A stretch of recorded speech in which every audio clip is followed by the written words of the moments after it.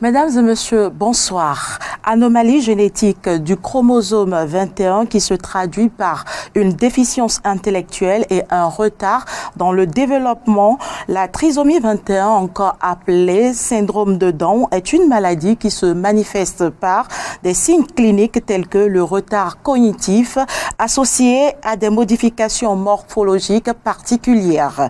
Moins connu du public, le pédiatre Marcos Doucet nous aidera à mieux appréhender cette affection dont souffrent bon nombre d'enfants au Bénin. Docteur, bonsoir et bienvenue. Bonsoir Madame Carole, bonsoir chers téléspectateurs. Pour démarrer cet entretien, nous allons d'abord suivre une vox populi sur la thématique du jour. La trisomie 21, bon, ce dont je me rappelle, c'est que c'est une malformation au niveau des chromosomes.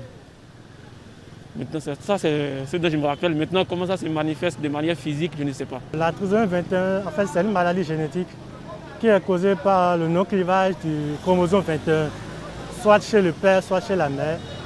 En fait, le père du chromosome 21 ne se sépare pas, soit au niveau des spermatozoïdes mâles, ou soit au niveau des ovocytes chez la femme. Et quand il y aura l'union des deux gamètes, ce qui fera qu'il y aura 3 chromosomes 21, soit chez l'enfant en fait. Un traitement avant l'union des deux gamètes, bon, je ne pense pas. Mais ce qui est possible, c'est après l'union des deux gamètes. On peut suivre l'évolution de l'œuf, de l'embryon et voir si c'est un enfant trisomique en fait. Et là, il peut avoir des traitements. Je ne sais rien dedans. Je sais que c'est une maladie, mais je ne connais rien dedans. La trisomie 21, c'est une maladie génétique. C'est génétique. Quand l'enfant naît, on voit que l'enfant a un retard de croissance. Si on va voir plus loin, au niveau du karyotype de l'enfant, quand on fait l'étude, on remarque que l'enfant, au niveau du chromosome 21, l'enfant en aura 3.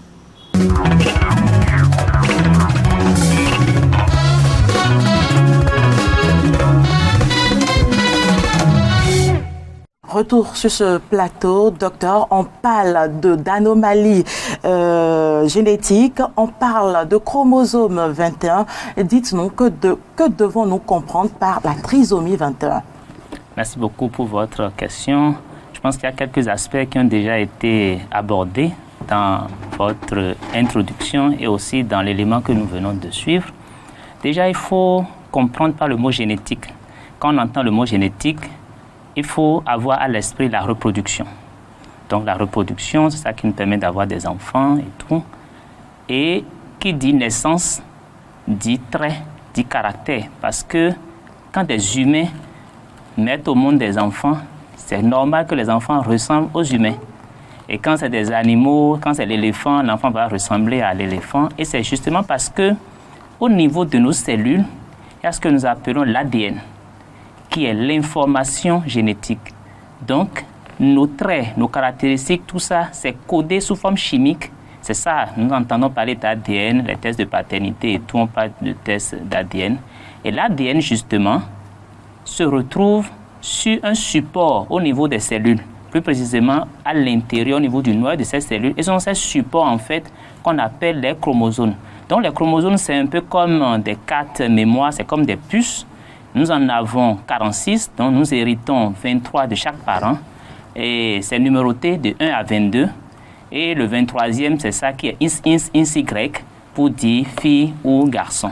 Donc, dans la trisomie 21, on va remarquer qu'au lieu d'avoir une paire de chromosomes 21, c'est-à-dire au lieu d'avoir 2 chromosomes 21, on aura plutôt 3 chromosomes 21, ce qui est une aberration chromosomique et ça va se traduire à travers les caractères, les traits donc, que l'enfant va présenter qui seront un peu différents de ce qu'on observe habituellement. Qu'est-ce qui explique ou qu'est-ce qui cause cette malformation du chromosome 21? Alors, comme j'ai commencé déjà à le dire, tout part de la reproduction. Il faut dire que c'est des aléas de la génétique, hein, c'est de la malchance, si on peut appeler ça ainsi. Vous savez, l'organisme, nos cellules, pour se multiplier, il y a deux façons de faire. Il y a ce que nous appelons la mitose, où une cellule mère va donner deux cellules filles. Mais au niveau de nos gamètes, c'est-à-dire l'ovule et le spermatozoïde, c'est une division par 4 qui se fait, ce que nous appelons la méiose. Donc, une cellule mère va donner 4 cellules filles qui seront les ovules. Alors, au début, cette cellule mère, qui a 2 chromosomes 21, doit d'abord multiplier les 2 chromosomes 21 par 2. Donc, finalement, elle a 4 chromosomes 21. Et après, elle doit se charger de répartir chaque chromosome 21 dans chacune des 4 cellules filles qui sont les ovules. Alors, il va se faire que par malchance, comme je l'ai dit, il y aura des aléas où au lieu de répartir chaque chromosome 21 dans ces 4 cellules filles qui sont les ovules, une cellule fille, c'est-à-dire une ovule, aura 2 chromosomes 21 au détriment des autres. Donc, vous pouvez avoir 2 chromosomes 21 dans une ovule. Ensuite, vous avez 1 et le 4e peut en manquer. Donc, si se fait qu'au moment de la fécondation, c'est l'ovule qui a 2 chromosomes qui est sélectionné pour la fécondation, le spermatozoïde amenant un chromosome, en plus des 2 chromosomes qu'on a, on risque alors là d'avoir 3 chromosomes. Et là, j'insiste également sur le mot malchance parce que vous savez, quand les ovules se forment, en principe, au cours de chaque cycle, c'est environ 200 ovules, sinon même 600 ovules. Et c'est à partir de ces 600 ovules que 1 ou 2 vont vraiment être sélectionnés pour participer à la fécondation. Donc vous voyez, non seulement il y a cet aléa, mais sur 600 ovules, c'est 2. Et dans ces 2, au cours de la fécondation, c'est ce qui n'est pas normal. C'est avec ça que la fécondation va se faire. Donc il faut dire que vraiment il y a une notion de malchance quand même. Est-ce qu'il y a d'autres formes de cette affection? Si, déjà dans ce que je viens d'expliquer, vous allez voir que... Et qu'est-ce qui les différencie? Vous allez voir que il y a des ovules qui n'auront pas de chromosome 21. Habituellement, cette forme, on la voit beaucoup plus avec les chromosomes INS. Et ça veut dire quoi? Que lorsque la fécondation aura lieu, on peut avoir des filles qui ont un seul chromosome INS, ce qu'on appelle la monosomie. Donc, il y a des aberrations qui vont porter sur le nombre. Vous allez voir des gens qui auront c'est-à-dire chez qui les chromosomes vont en manquer. Il y en auront qui auront 3, comme dans les trisomies. Maintenant, dans les trisomies, ça peut se porter sur la forme 21, comme ça peut se porter sur la forme 18. Et la trisomie, ou encore 13. Et également la forme 13, il y a également d'autres formes, 24, 12 et tout ça. Mais la chance qu'on a, bon, c'est vrai, il faut nuancer, c'est qu'il y a assez de fausses couches. Donc, ce n'est pas toutes les trisomies qui vont arriver à terme. Il y en a qui vont, dont l'organisme va se débarrasser sous forme de fausses couches, c'est-à-dire sous forme d'avortement spontané. Quand vous voyez la trisomie 18, par exemple, c'est une trisomie dont les manifestations sont plus sévères et la durée de vie est vraiment limitée. C'est des enfants qui peuvent vivre à peine 1 semaine ou deux semaines, par exemple. Mais au niveau du déficit mental, on va le voir tout à l'heure, il est un peu plus poussé. Ouais, donc c'est déjà les différences. Vous allez voir également qu'il y a des aberrations où, au lieu d'avoir 3, on peut avoir 4. Il y a des filles qui, au lieu d'avoir 2 chromosomes INS, en ont 3. Mais on va juste faire la différence au niveau de la taille. Ils n'auront aucun signe d'autre, c'est-à-dire qu'ils vont se porter normalement.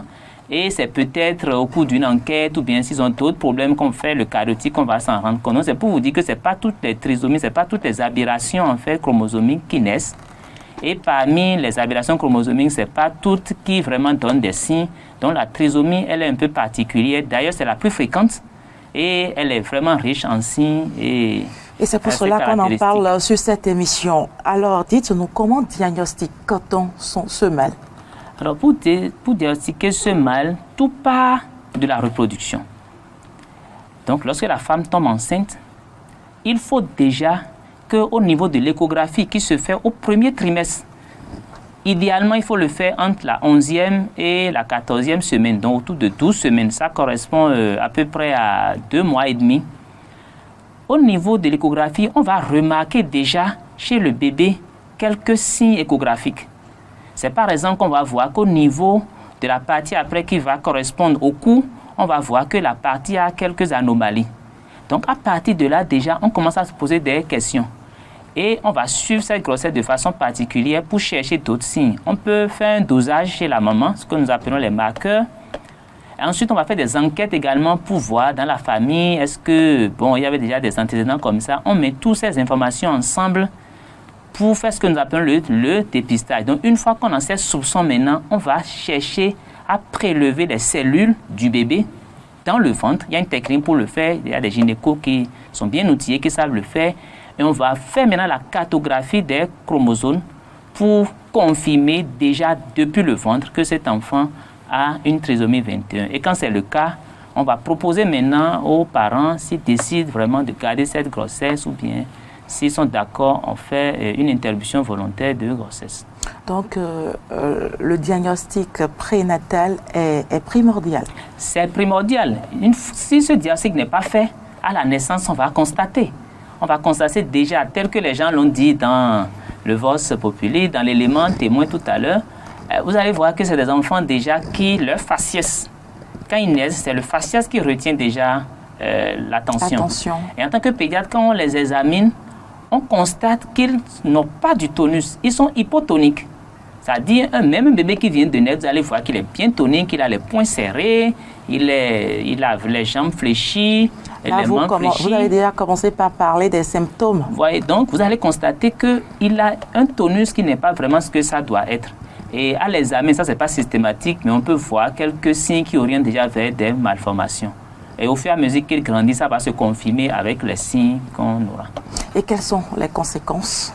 Alors, les conséquences, déjà, au niveau du faciès. Parce que quand vous abordez quelqu'un, la première des choses qu'il voit, c'est votre faciès. Donc, au niveau du faciès, vous allez voir, par exemple, que les yeux, vous avez l'impression que les yeux sont un peu distants. Donc, il y a ce qu'on appelle la dysmorphie faciale. Donc, l'écartement entre les yeux est un peu plus grand. Et vous remarquez que ces yeux ne sont pas bien orientés. Et quand vous comparez la position des yeux par rapport aux oreilles, on se rend compte que les oreilles sont petites, ce n'est pas bien formé et c'est bas implanté. Ensuite, ces enfants qui ont souvent la bouche ouverte parce qu'on a l'impression qu'ils ont une langue qui est un peu plus grosse, ce qui fait qu'ils ont la bouche qui est ouverte. Et au niveau des mains, vous avez également des malformations. C'est-à-dire que vous avez des anomalies. Également au niveau des pieds, ce que nous appelons pour ne pas utiliser des mots trop vraiment gros. Technique. Voilà, sur le technique.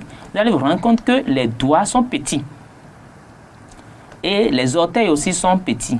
Et quand on voit le 5e doigt, c'est un peu dévié. Et quand on regarde au niveau de la paume des mains, on a plusieurs traits. Vous pouvez voir que l'enfant a juste un trait palmaire. Vous voyez, donc c'est déjà des signes. Donc cette dysmorphie fait déjà que l'enfant est vu différemment. Et la maman qui a voulu avoir un enfant, vous voyez, psychologiquement, il voit que son enfant est différent des autres. Ensuite, la grande différence, c'est au niveau du retard mental. Parce que la dimension psychologique de l'homme n'est pas à négliger. Donc, c'est des enfants qui ne vont pas faire les acquisitions, qui ne vont pas se comporter de la même façon que les autres enfants. Par exemple, au lieu que les autres commencent à marcher déjà autour de 1 an, un enfant peut marcher autour de 2 ans, 3 ans par exemple. Vous voyez, donc il y a des choses qui gênent un peu. Voilà, donc il y a également plein d'autres éléments sur lesquels on pourrait revenir. À cause de ces conséquences au plan social, les parents sont tentés de cacher ces genres d'enfants. Est-ce que la trisomie 21 est objet de nombreuses consultations au Bénin? Ou est-ce que vous avez des statistiques? Alors, ça veut dire quelque chose qui est vraiment clé, qu'on observe, qu'on peut quand même comprendre. C'est normal qu'un parent au début soit un peu gêné de voir son enfant comme ça, mais c'est la façon dont il va surpasser ça après qui sera le plus important. Pourquoi? Parce que l'enfant même n'a pas demandé à naître, il est comme ça, Mais ce n'est pas des enfants qui sont comme des monstres, soyons sincères. Ils ont vraiment les caractéristiques d'un humain. Ils ont leurs problèmes, d'accord, qu'il faut régler et tout. Donc, il faut un suivi. Donc, une fois que c'est ça, la difficulté que nous avons en tant que pédiatre, c'est l'annonce. Quand vous avez fait l'annonce, moi j'en ai fait quelques fois, c'est très très difficile. Quand l'annonce réussit et que l'entourage accompagne et que le parent prend vraiment la juste mesure de la chose et doit faire le suivi, tout se passe bien. Parce que le suivi, comme vous l'avez dit tout à l'heure, c'est à deux volets. Il y a le volet médical. Et le volet social. Et le volet socio-éducatif. Donc le volet médical, c'est des enfants qui, la plupart du temps, plus de 50%, ils ont des malformations qui accompagnent, qu'il faut prendre en charge. Ils font des infections à répétition. Donc c'est pour vous dire que le suivi est important.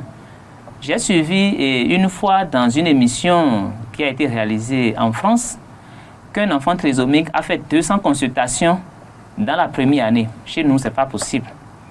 Parce que les consultations ont un coût, le suivi, ça a un coût, mais tout au moins, c'est des enfants qui doivent faire leur suivi comme ça se fait chez tout enfant.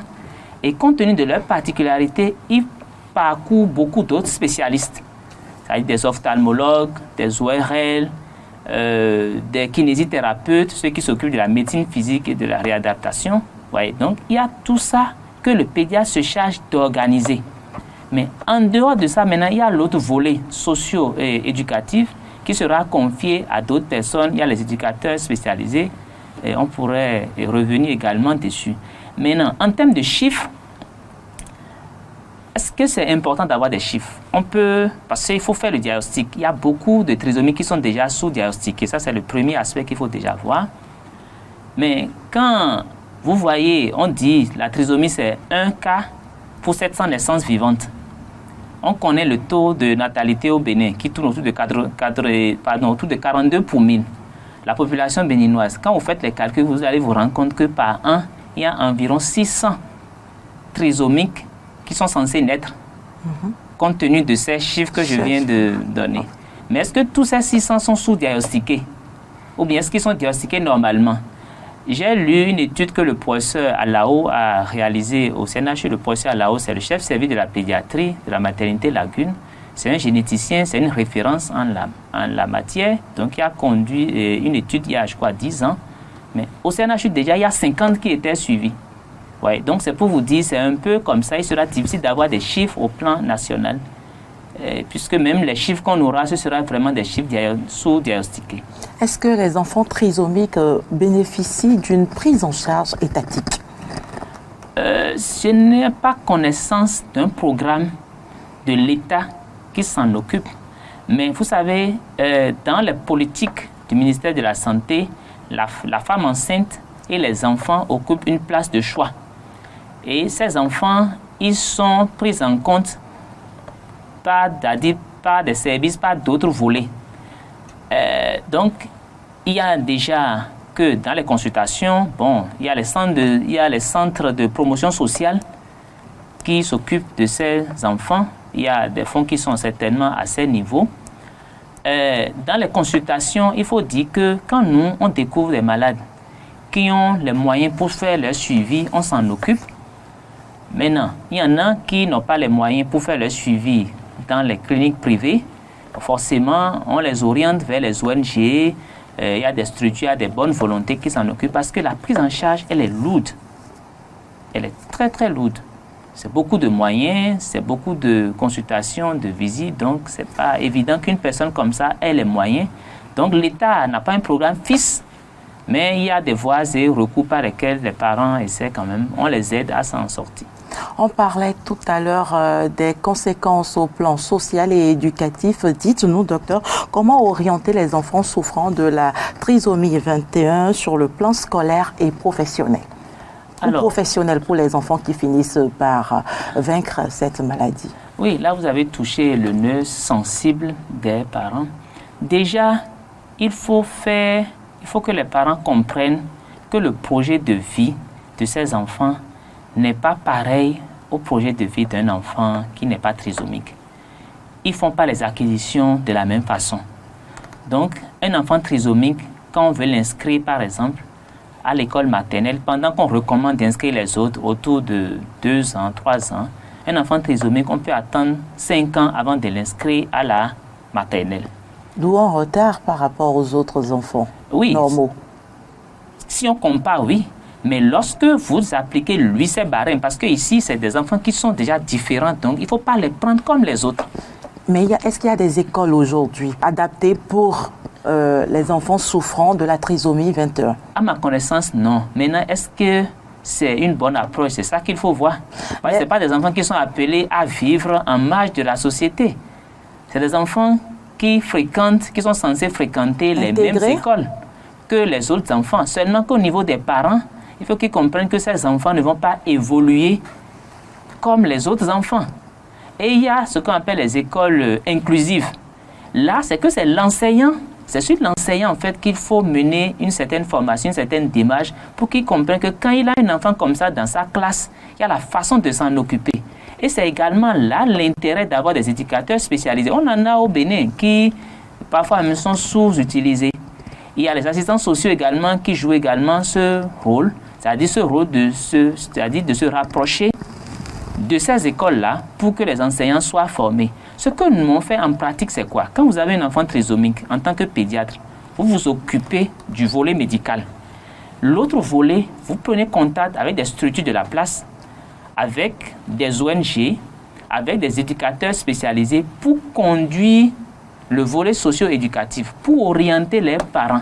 Maintenant, il y a des parents qui ont les moyens, qui peuvent prendre des répétiteurs à l'enfant à la maison, parce que finalement, c'est des enfants qui doivent s'intégrer. Ce n'est pas qu'ils sont condamnés, ce n'est pas qu'ils sont niais pour autant. Ils ont des retards, mais ils sont capables de faire des choses quand on les accompagne. Vous parlez tout à l'heure du suivi médical. Dites-nous, comment soigne-t-on la trisomie 21? Alors, la trisomie 21 se gère. On ne peut pas la soigner comme on traite un paludisme et puis tout rentre dans l'autre. On ne peut pas faire ça comme ça. Les deux volets, comme je vous ai dit, il y a le volet médical. Et là, par rapport aux malformations, ce qu'on voit déjà, c'est les malformations parce que ça met en danger la vie de l'enfant. Donc, il faut prendre ça en charge très, très rapidement. Donc, il faut l'orienter vers le cardiologue. C'est-à-dire, on organise avec les autres spécialistes compte tenu des risques et des maladies qu'il a. Un enfant qui a une cardiopathie, par exemple, on va parfois jusqu'à faire des interventions chirurgicales. Vous voyez un peu. Ensuite, s'il y a des problèmes au niveau de la vue, les enfants qui ont des difficultés parfois à voir, on sent qu'il y a plus de cataracte chez ces enfants. Donc, c'est des choses qu'on dépiste, on fait prendre en charge par les spécialistes d'organes. Ensuite, ils font beaucoup d'infections ORL. Et vous savez, un enfant trisomique, il est capable de vous faire des otites, c'est-à-dire des infections d'oreilles, sans vous le dire même.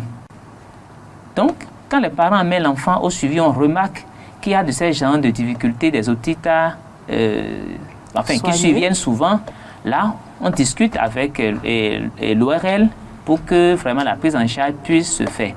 Maintenant, au niveau socio-éducatif, les parents ont vraiment un grand intérêt à être soutenus.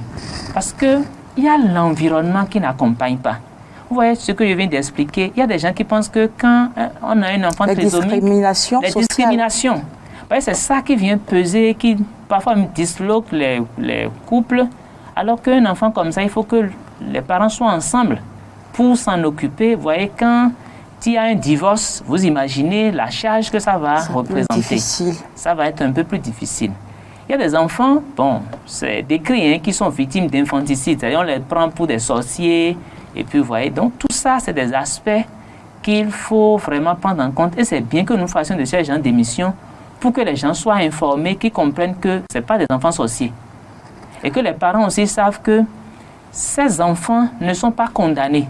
Quand le suivi est bien fait, ils peuvent avoir un projet de vie, c'est-à-dire avoir un travail. Ils peuvent être des agriculteurs, ils ne seront certainement pas des médecins ou des journalistes, mais ils peuvent être des agriculteurs, ils peuvent être des artisans, ils peuvent servir quand même dans une équipe et jouer leur partition et s'accomplir également. Quelles sont les complications de la trisomie 21?